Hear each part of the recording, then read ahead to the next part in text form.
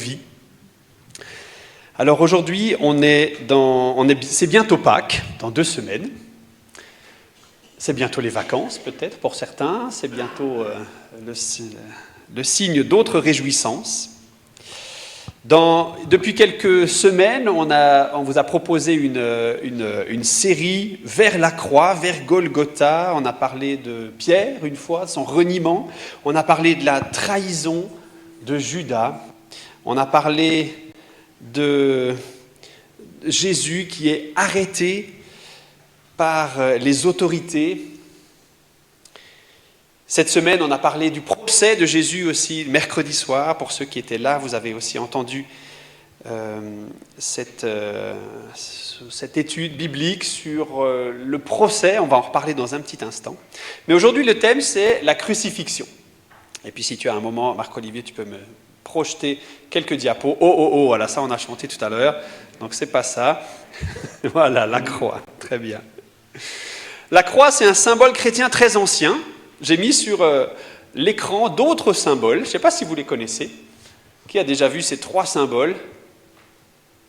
Ouais, ok, la plupart, quoi. Celui en haut à gauche, qu'est-ce que ça représente? Vous avez une idée? J'ai vu il n'y a pas longtemps quelqu'un qui avait ça tatoué sur son bras, ce signe-là. Qu'est-ce que ça veut dire? C'est la croix du berger. C'est la croix du berger, voilà. Et puis en fait, c'est 2 lettres grecques qui sont imbriquées l'une dans l'autre. Un X, comme ça, qui est la première lettre de Christ, et puis un P, en fait, c'est le R en grec, qui est la 2e lettre du Christ. Donc en fait, ça commence par Cr, comme le Christ. Qu'est-ce qu'il y a d'autre comme symbole? À droite, c'est quoi? Vous reconnaissez sur l'image? Vous reconnaissez, ou bien? C'est un berger, tout simplement, bien sûr. Un berger. Un signe de ralliement de plusieurs chrétiens. Voilà quelque chose d'assez ancien où les chrétiens se retrouvaient autour de la figure du berger. Ou alors le poisson. Qu'est-ce que ça veut dire le poisson? C'est marqué en grec encore. Promis, c'est les dernières lettres en grec ce matin. Qu'est-ce qui a marqué? Qui arrive à lire le grec? Je l'ai entendu, ça veut dire ictus. Voilà, exactement, ictus. Et en fait, ça veut dire le poisson. Et c'est un acronyme qui veut dire Jésus-Christ, Fils de Dieu et Sauveur. Mais la croix, c'est un autre symbole. Et en fait, c'est aujourd'hui, et dans toute l'histoire de l'Église, le symbole le plus partagé par tous les chrétiens. Beaucoup portent une croix. Alors des fois, on se dit, mais tous les gens qui portent une croix ne donnent pas forcément le meilleur des témoignages. On peut penser à des chefs de mafia italienne, là ils ont la croix au cou, ou bien des trafiquants de drogue d'Amérique du Sud, ou des dictateurs africains, ou bien des chanteurs à la vie complètement dissolue, et puis ils ont la croix autour du cou. C'est un signe que les chrétiens ont adopté donc assez tôt. On retrouve des signes dès le 2e ou 3e siècle. On aurait pu choisir beaucoup d'autres signes, mais la croix a été reconnue comme un symbole. Alors nous, dans les églises évangéliques, on n'a plus tellement le signe de croix. Vous savez, assez tôt, les gens le faisaient sur eux-mêmes, comme ça, en se mimant la croix sur le visage pour aller de la tête au cœur. Quand les protestants sont arrivés par là, ils ont balayé un peu tout ça en disant « mais tout ça, il y a trop de superstitions là-dedans ». Alors on ne pratique plus beaucoup le signe de la croix. Mais on a encore des croix partout, et d'ailleurs j'en veux pour preuve, il y en a une ici en bois, qui est là depuis 2 ans, et puis ça n'a pas fait beaucoup réagir, quoi. Je me souviens, quand j'étais dans une autre église, à un moment il était question de mettre une croix au mur. Et puis, le débat était assez animé, il faut mettre une croix, puis d'autres, pas tellement. Et puis, je me souviens d'un argument d'une personne, il a dit, mais est-ce qu'on veut vraiment afficher sur le mur de notre église un instrument de torture? Alors bon, évidemment, ça c'est un argument fort, un instrument de torture, la croix. Alors, est-ce qu'on a raison d'afficher... Il faudrait que tu me redonnes le focus, s'il te plaît, Marc-Olivier. Voilà, super. La croix, c'est un symbole central de l'Évangile, et je cite là un verset dans 1 Corinthiens 1,18, « Car la prédication de la croix est une folie pour ceux qui périssent, mais pour nous qui sommes sauvés, elle est une puissance de Dieu. » Il y a quelque chose de central dans la croix, dans la crucifixion, Et ce n'est pas pour rien que la croix a été retenue comme un signe de ralliement de tous les chrétiens. Alors 4 points ce matin, la décision de la croix, ensuite le chemin de la croix, ensuite la souffrance de la croix et enfin le sens de la croix. 4 points simples qui vont nous amener à la suite de Jésus-Christ en observant ce qui s'est passé à la croix. Donc il y a d'abord l'injustice prophétisée de la croix. Qui a décidé que Jésus serait crucifié ? Quelle est la première fois où ce mot « crucifixion » apparaît dans les évangiles ? C'est lors du procès, effectivement. Sauf dans l'évangile de Matthieu, qui l'annonce un tout petit peu avant. Mais dans tous les autres évangiles, la première fois qu'on voit ce mot « crucifixion », c'est quand ? C'est quand la foule va demander à Pilate, qu'est-ce qu'elle va crier ? « Crucifie-le » Et Pilate va dire, mais qu'est-ce qu'il a fait cet homme ? Crucifie-le. Il a rien fait, crucifie-le. Voilà la décision de la croix. C'est la foule qui l'a prise. Les textes nous disent que c'est les responsables religieux qui ont excité la foule pour qu'elle demande la mort de Jésus-Christ. Et on a vu cette semaine dans l'étude biblique, mercredi, qu'il y avait 2 parties dans ce procès. D'abord les autorités juives, c'est le procès religieux. C'est eux qui ont envie de mettre Jésus à mort parce qu'il les dérange, parce qu'il leur fait de la concurrence, parce que selon eux, il blasphème, il se prend pour Dieu. Mais au moment où ils ont décidé de le mettre à mort, eh bien, ils n'avaient pas l'autorité suffisante pour pouvoir le faire. Et c'est la raison pour laquelle ils ont dû envisager un 2e procès, c'est-à-dire aller vers l'autorité civile.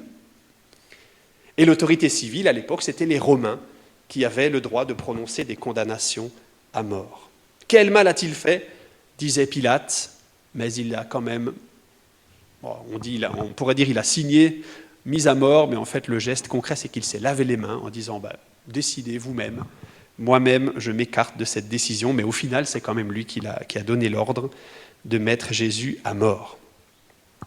Tout ça, c'est le plan de Dieu qui s'accomplit. Et quand on est chrétien, quand on croit en Jésus, on ne peut pas simplement croire que Jésus il s'est fait avoir. On ne peut pas simplement croire que Jésus, il n'avait plus assez de force pour résister. Tous les textes nous donnent l'impression inverse. Jésus, il s'est très peu défendu lors de son procès. Jésus, il ne s'est pas révolté. Jésus, il n'a pas appelé des anges à son secours. Il s'est laissé faire comme un agneau, ça c'est une image qui apparaît dans le livre d'Ésaïe, comme un agneau qu'on mène à l'abattoir. Il s'est laissé faire. J'ai quelques toiles ce matin à vous proposer. La crucifixion, c'est un des sujets dans l'art religieux qui a le plus été peint. Et j'ai une première toile là qui s'appelle « L'ombre de la mort ». Alors j'espère qu'avec la lumière, on verra quand même un peu quelque chose. C'est une toile qui a été, vous voyez le nom du peintre, Hunt, et ça représente Jésus dans son atelier de charpentier, qui peut-être prend des mesures dans sa tête pour une poutre ou quelque chose. Mais vous voyez l'ombre que ça projette derrière lui. Ça projette le Sauveur crucifié sur ce linteau en bois. Et on voit apparemment sa mère, qui est Marie, en bas. On peut reconnaître quelques éléments de la nativité, l'or, la myrrhe et l'encens. Mais ce que j'aimerais repérer dans ce tableau, c'est que la croix, ce n'est pas une surprise dans la vie de Jésus. C'est quelque chose qu'il avait, on ne sait pas s'il l'avait vraiment en tête, mais en tout cas, il l'a annoncé qu'il allait mourir sur la croix. Et de toute son existence sur la terre, Jésus-Christ se préparait pour ça. Donc ce n'est pas un accident et une fin malheureuse, c'était vraiment le but de la venue de Jésus. Voilà la décision de la croix. Notre deuxième partie, c'est le chemin de la croix. Et le sous-titre que j'ai donné là, c'est l'humiliation du Messie. Parce qu'une fois que la condamnation a été faite, les gens ont commencé à se moquer de lui. Et là, j'ai quelques versets qu'on va lire ensemble dans un évangile, dans Matthieu.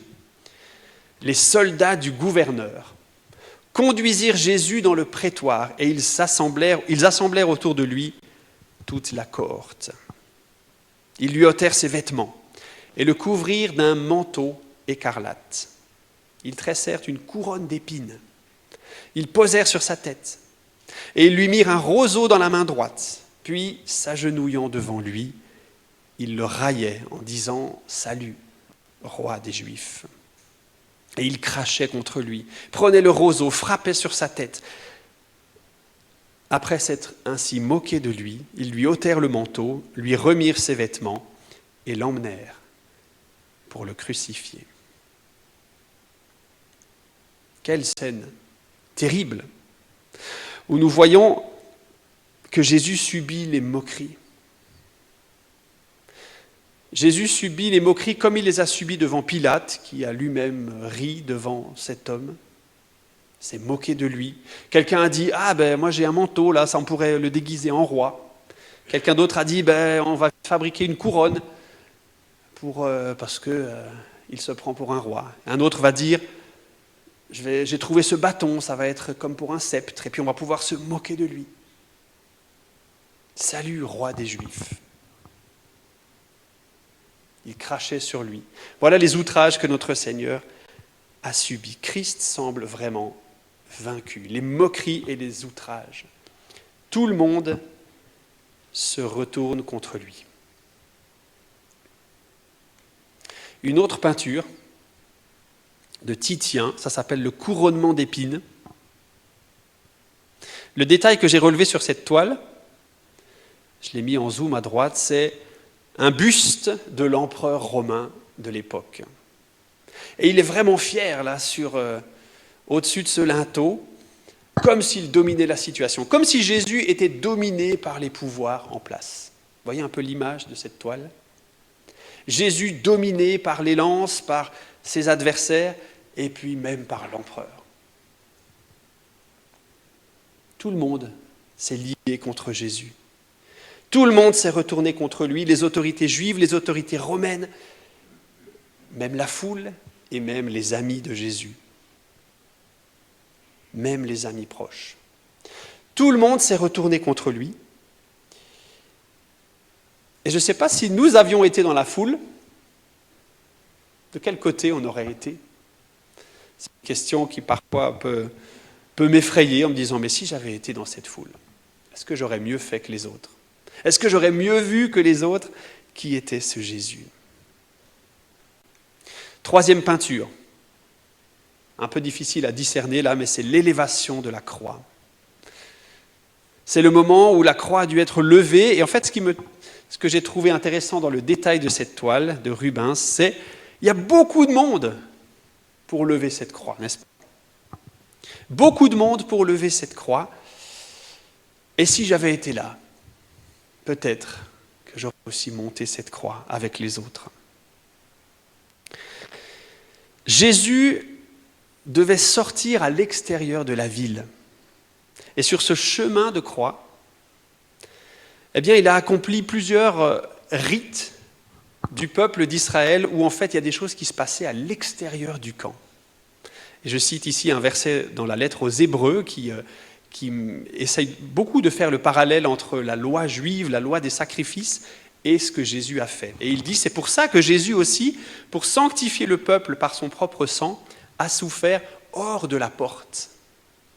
Si vous connaissez la géographie de Jérusalem, un peu bien à l'est, on sort de la ville. Le jardin de Gethsémani, il est de ce côté-là. Et puis, un peu plus loin, il y a le jardin de Golgotha, ce qui veut dire le crâne. Et souffert hors de la ville, comme si on n'en voulait pas dans la ville. Vous comprenez la symbolique.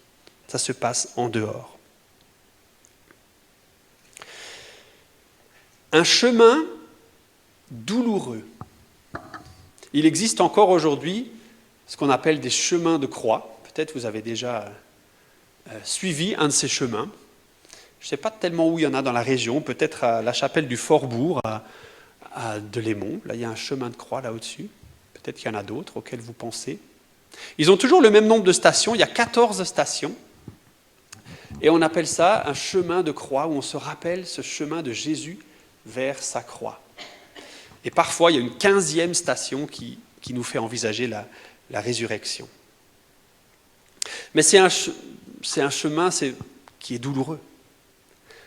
C'est un chemin sur lequel Jésus a souffert, un chemin sur lequel il a dû porter sa croix, un chemin sur lequel on a trouvé un autre homme, un certain Simon de Cyrène, pour lui dire « mais porte la croix de Jésus », peut-être que Jésus était à bout de force. Et voilà qu'un autre homme doit porter sa croix. Voilà des humiliations encore sur le chemin. Le chemin de la croix est un chemin d'humiliation pour Jésus. On a vu la décision de la croix, le chemin, et maintenant ma troisième partie, c'est le supplice de la croix. La souffrance et l'amour de Christ. On voit la souffrance terrible, mais on voit aussi la sobriété des évangiles. Alors qu'on peut lire dans toutes sortes de commentaires quels étaient les détails de la mort sur la croix, je pourrais vous en donner tout plein, mais la Bible ne le fait pas. La Bible dit simplement « ils le crucifièrent ». Mais on sait que c'était une mort terrible. On mourait par étouffement, on mourait à petit feu. On souffrait énormément sur une croix. Mais les évangiles restent sobres. Ils le crucifièrent. Lisons dans l'évangile de Luc, c'est notre deuxième lecture. Lorsqu'ils furent arrivés au lieu appelé Crâne, donc en araméen c'est Golgotha, ils le crucifièrent là, ainsi que les deux malfaiteurs, l'un à droite et l'autre à gauche. Père, Jésus dit, regardez ces paroles, Père, pardonne-leur, car ils ne savent pas ce qu'ils font. Ils se partagèrent ses vêtements en tirant au sort. Le peuple se tenait là et regardait. Les magistrats se moquaient de Jésus en disant « Il a sauvé les autres, qu'il se sauve lui-même, s'il est le Christ, l'élu de Dieu. » Les soldats aussi se moquaient de lui, s'approchant et lui présentant du vinaigre. Ils disaient « Si tu es le roi des Juifs, sauve-toi toi-même. » Il y avait au-dessus de lui cette inscription « Celui-ci est le roi des Juifs. » Les foules étaient venues pour voir ce spectacle et étaient reparties quand c'était terminé. Regardez cette toile encore de Mantegna. Qu'est-ce qui vous frappe sur cette image ? Ce n'est pas habituel comme représentation de la croix. Où elle est cette croix ? Elle est en plein milieu de la route. Il y a comme une route, là on voit derrière, qui sort de la ville, qui descend, et puis la croix est en plein milieu de la route. J'y vois là un symbole assez intéressant qui nous dit qu'en fait on est sur une route, on va tous passer sur une route. On ne va pas hors des chemins, on marche, on roule sur une route. Et chaque être humain est confronté tôt ou tard à la croix sur sa route. Qu'on soit sympathisant de Jésus, qu'on soit touché par son message ou bien qu'on soit hostile à son message, chacun est confronté à la croix sur son chemin de vie. Et on prie que beaucoup puissent s'arrêter à cette croix, être touchés eux-mêmes et ne pas simplement passer son chemin et continuer la route. La croix au milieu de nos routes. Voilà ce qu'on peut prier aussi pour plusieurs qui ne connaissent pas encore cette bonne nouvelle. Jésus va pardonner à ses bourreaux. Il n'y a pas là quelque chose d'incroyable ? Qui pardonnerait alors qu'on est en train de le mettre à mort à ses bourreaux ? Ils ne savent pas ce qu'ils font. Père, pardonne-leur. Jésus garde le silence, on l'a déjà dit tout à l'heure, il se donne lui-même. Jésus, il n'est pas victime de la situation. Et j'ai mis là 2 versets qui nous redisent ça, dans l'évangile de Jean qui le dit assez fort. « Personne ne m'ôte la vie, je la donne de moi-même. J'ai le pouvoir de la donner, j'ai le pouvoir de la reprendre. Tel est l'ordre que j'ai reçu de mon Père. » Vous comprenez ce verset ? Jésus, il ne s'est pas fait avoir, encore une fois, mais il a choisi de donner sa vie par obéissance au Père. Quand Jésus eut pris le vinaigre, il dit « Tout est accompli ». Et baissant la tête, il rendit l'esprit. Jésus choisit de donner sa vie. Et l'Éternel a utilisé des circonstances négatives, des oppositions, des trahisons, des procès, des injustices, des outrages, pour accomplir au final sa volonté. J'ai encore une peinture, là, je crois qu'il y en a encore quelques-unes. Ce matin, c'est pour les amateurs d'art. Une peinture de Jérôme. Qu'est-ce que vous reconnaissez sur ce tableau-là ? Vous voyez à peu près, ouais, depuis l'arrière de la salle ? Ouais, c'est un peu clair. Qu'est-ce qu'on voit à droite, au premier plan ? On voit les ombres des croix. On ne sait pas représenter directement les hommes en croix. On voit leurs ombres. Et qu'est-ce qu'on voit au deuxième plan ? On voit des gens qui s'en vont, qui retournent à la ville qui est, elle, au troisième plan. La crucifixion est terminée et on passe à autre chose. On passe à autre chose. Dans notre monde, on fait beaucoup ça, hein, quand il y a une actualité triste, tout le monde en parle, et puis ensuite ça continue. Ce jour-là, je ne sais pas qui est resté auprès de la croix. L'Évangile nous mentionne un homme qui est venu plus tard récupérer le corps de Jésus. Mais cette peinture nous montre que malheureusement les gens passent vite à autre chose. L'exécution est passée, on retourne à nos affaires. Et Jésus se retrouve vraiment seul sur cette croix. Mais nous, les chrétiens, nous croyons que tout ne s'est pas arrêté à Golgotha, que ce n'est pas la fin de tout. Et ce supplice de la croix, c'était notre troisième partie, j'arrive maintenant à la quatrième, il y a un sens à tout cela. C'est pas quelque chose qu'on ne comprend pas. La croix a un vrai sens. J'en ai repéré 3. Il y en aurait peut-être plus, mais j'en ai mis 3 pour qu'on puisse rester simple, mais avec 3 points importants. Ces points, ils sont très importants pour votre foi. Ils sont très importants si quelqu'un vous demande « Mais pourquoi tu crois en Jésus ?» Parce qu'il est mort sur la croix et voilà le sens que je donne à cet événement-là. Le premier sens qu'on peut donner, c'est que la croix est un sacrifice pour apaiser la colère de Dieu. Un sacrifice pour apaiser la colère de Dieu.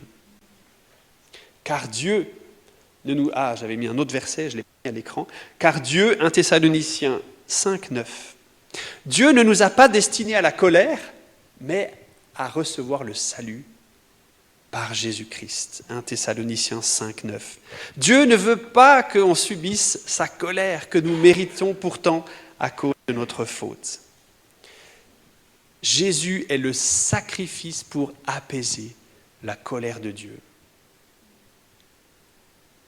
Et là, j'ai une autre toile, plus ancienne, 1425, qui est dans une église, enfin, ce n'est pas une toile, c'est une fresque, dans une église à Florence. On voit Jésus en croix, mais au-dessus, on voit comme le Père, j'ai essayé de zoomer un petit peu, Dieu le Père et une colombe, vous voyez un peu en blanc là, qui représente l'Esprit. Qu'est-ce qu'on peut observer sur cette toile ? C'est que même sur la croix, Dieu était là. Il n'a pas pu abandonner pour toujours son Fils Jésus-Christ. La colère de Dieu est réparée sur la croix. Et même si Jésus a dit « Père, pourquoi m'abandonnes-tu » là on est vraiment sur des thèmes difficiles. Hein. Où était Dieu ? Mais cette peinture a pris le choix de dire « Mais Dieu, il était là, à la croix. » Dieu, il était là parce qu'il se laissait toucher. Il se laissait toucher par le sacrifice de Jésus. Et sa colère s'est apaisée. Donc ça, c'est le premier sens. Le deuxième sens, c'est la croix. Condamnation d'un juste pour les injustes. C'est qui les injustes ? C'est vous. Ah ouais. C'est pas moi alors.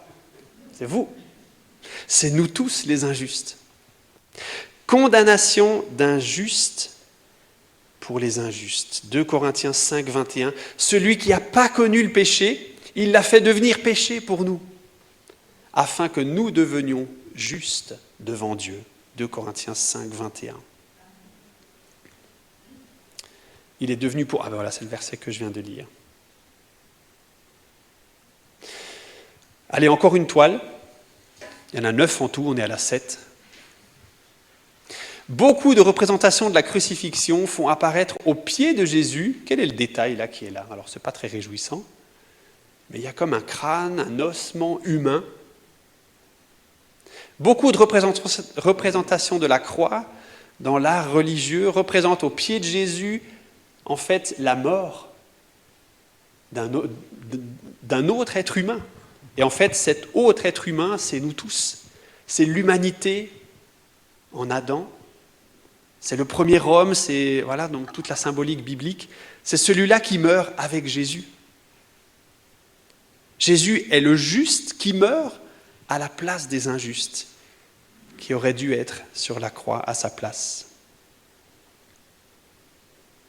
C'est le deuxième sens de la croix que j'aimerais qu'on retienne ce matin. C'est une condamnation d'un juste pour les injustes. Et enfin, la croix, signe de l'amour de Dieu pour les êtres humains, n'est-ce pas? On voit là l'amour incroyable de Dieu. Et j'ai mis encore un verset dans Romains 5, verset 8, qui le dit avec force. Dieu prouve son amour envers nous, en ce que lorsque nous étions encore des pécheurs, Christ est mort pour nous. Si Christ, il est mort pour vous, pour toi, c'est parce qu'il t'aime. C'est parce que Dieu t'aime plus que tout le reste. Jésus meurt pour nous montrer l'amour du Père. Toile numéro 8 de Salvatore Dali. Le Christ de Saint Jean de la Croix. Quelles sont vos observations sur cette toile? Elle n'est pas courante, hein? On voit... Oui, une remarque? C'est vu d'en haut. C'est vu d'en haut, on pourrait dire, vu depuis le point de vue divin. Jésus-Christ meurt pour la terre, pour les êtres humains. Et on ne voit pas tellement ici, mais il y a quelques humains avec une barque, et c'est le calme plat. Ce n'est pas la tempête. Jésus est mort sur la croix, et ça amène la paix dans le monde. Le sens de la mort de Christ, c'est d'aimer les êtres humains et de leur apporter la paix. Voilà encore cette toile. Donc on a bien ces 3 points. La croix, un sacrifice pour apaiser la colère de Dieu. La croix, une condamnation d'un juste pour les injustes. Et la croix, signe de l'amour de Dieu pour les êtres humains. Il y aurait beaucoup de choses à dire sur la croix. J'ai choisi de nous rappeler ces vérités ce matin pour que notre foi elle devienne encore plus solide. Parce qu'on sait pourquoi Jésus est mort sur la croix. Ce n'est pas qu'il est une victime faible qui s'est fait avoir à la croix. C'est tout le contraire. La décision de la croix, une injustice prophétisée. Le chemin de la croix, l'humiliation du Messie. Le supplice de la croix, la souffrance et l'amour de Christ. Et le sens de la croix, Jésus qui meurt pour nous. Connaissez-vous cet homme, Alfred Nobel? D'où vous connaissez Alfred Nobel? Le prix Nobel. Voilà un homme, c'est un Suédois, qui était un industriel, un chimiste, un fabricant d'armes. Il avait déposé des dizaines de brevets, dont un brevet qu'il a rendu célèbre, c'est le brevet de la dynamite. Il avait trouvé comment stabiliser la nitroglycérine, qui était très, très fragile à transporter, avec une sorte de sable. En le mettant dedans, ça le stabilisait, on pouvait le faire exploser là où on voulait. Et cet homme était un puissant industriel armateur. Et un jour, quand il avait 55 ans, eh bien, il a lu le journal, et sur le journal, il y avait marqué « Alfred Nobel est mort ». Ah bon? Alfred Nobel est mort. Et il y avait En fait, c'était une erreur. C'était une erreur d'un journaliste, c'était son frère qui venait de décéder. Mais il y a eu une méprise, et puis voilà qu'un journaliste a commenté la vie d'Alfred Nobel en disant « Alfred Nobel nous a quittés ». Mais ce qui a le plus frappé Alfred ce jour-là, ce n'est pas le fait d'apprendre que certains pensaient qu'il était mort, c'est ce qu'on disait à son sujet. Et je l'ai mis à l'écran pour nous, voilà ce qui était écrit dans le journal. « Le marchand de la mort est mort. Le docteur Alfred Nobel, qui fit fortune en trouvant le moyen de tuer plus de personnes plus rapidement que jamais auparavant, est mort hier. » Et ça a saisi Alfred Nobel en disant « Mais est-ce que c'est ça que je veux laisser un héritage aux autres quand je serai mort? Est-ce que c'est le souvenir que je veux laisser aux autres ?» Et ce jour-là, Alfred Nobel a changé sa vie. Et il a dédié toute sa fortune à la recherche. Il a dédié toute sa fortune à la création d'un fonds, d'une institution qui allait récompenser chaque année des gens qui ont rendu service à l'humanité dans 5 domaines. J'espère que je m'en souviens par cœur. La chimie, la physique, la médecine, la paix, et puis... Et la littérature. Merci beaucoup. Voilà. Et voilà quelqu'un qui était préoccupé par le fait qu'on pense que on allait se souvenir de lui comme quelqu'un qui a inventé des armes et qui a donné la mort à beaucoup, mais il a réorienté ce souvenir-là. Et on connaît d'autres prix Nobel, prix Nobel de la paix, dans la région, il y en a un célèbre, vous connaissez peut-être, de Tramelan. Voilà, Charles Albert Goba, 1902, prix Nobel de la paix. Il y en a un autre en Afrique, un ami à Philippe de Kourou, qu'on connaît peut-être aussi. Denis Mukwege, prix Nobel de la paix en 2018, etc. Pourquoi je vous raconte l'histoire de Nobel? Parce qu'il a préféré laisser l'image de quelqu'un qui donnait la paix, qui récompensait les beaux efforts pour l'humanité et pas les efforts de mort. Et je pense qu'avec Jésus, on pourrait nous orienter dans la même direction. Jésus, ce n'est pas simplement celui qui véhicule l'idée d'une mort injuste, bien sûr, Jésus, il a tué personne, on ne peut pas l'accuser de violence, mais le message de la croix, c'est un message très violent. Mais Jésus est venu pour nous apporter la paix. Jésus est venu pour nous réconcilier avec Dieu. Et j'ai une dernière toile encore, de Rembrandt, le Christ en croix. Toute simple, toute épurée, une personne sur une croix. Mais j'ai zoomé un peu sur son visage. Alors je ne suis pas spécialiste de Rembrandt, mais ceux qui analysent son œuvre ont remarqué qu'en fait la tête que le peintre a donnée à Jésus sur cette croix s'est inspirée d'un de ses autoportraits à lui. Il a fait un autoportrait de lui-même sur une autre toile qui ressemble beaucoup à ce visage-là. Et vous avez compris où je veux en venir. À la croix, en fait, nous sommes tous concernés. Et c'est nous qui aurions dû mourir sur cette croix à la place de Jésus. Et pourtant, c'est lui qui a pris notre place. J'aimerais vous inviter à un temps de prière personnel où nous pouvons exprimer de la reconnaissance à Dieu pour la croix, du pardon, de lui demander pardon pour ce qui l'a conduit à la croix, de nos fautes, et puis le louer pour un si grand amour dévoilé à la croix. Prions quelques instants dans le silence de nos cœurs.